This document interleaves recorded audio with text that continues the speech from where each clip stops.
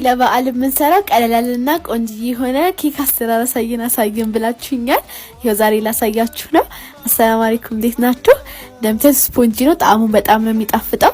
እኔ ለዚህ ትንሽዬ ፓስታ ስለሆነች 3 እንቁላል ተጠቀምኩት። ከዚህ በላይ ከፍ የምታደርጉት ከሆነ 4፣ 5፣ 6 ያደረጋችሁ ጨምሩበታላችሁ። እንጂኛ መፍጨና ሳይቻችኋለሁ ከገላገሌ የተላከችናል።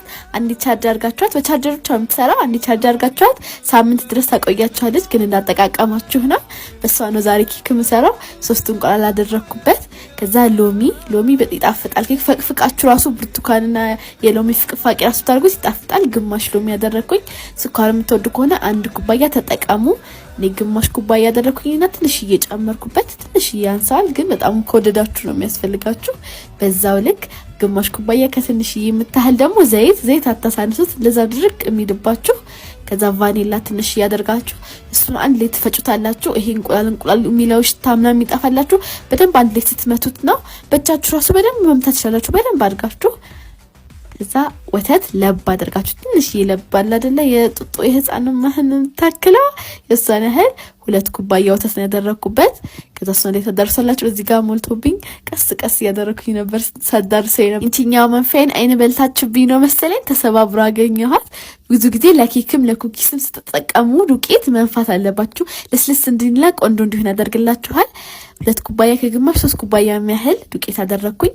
2 ሾርባ ማንኪያ ሞላ ያለ ቤኪንግ ፓውደር፣ ከዛ ትንሽዬ ጨው አድርጋችሁ እሱን ትነፉታላችሁ።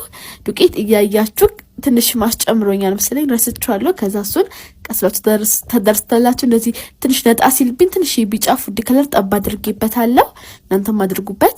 ከዛ ፓትራችሁ እንዳይዝባችሁ በደንብ ዘይትና ዱቄት ታደርጉበትና ፓትራችሁ ላይ ከገለበጣችሁ በኋላ ኦቭናችሁን ለትንሽ ለ3 ደቂቃ የሚሆን ትንሽ ጋለ ታደርጉትና ትከቱታላችሁ።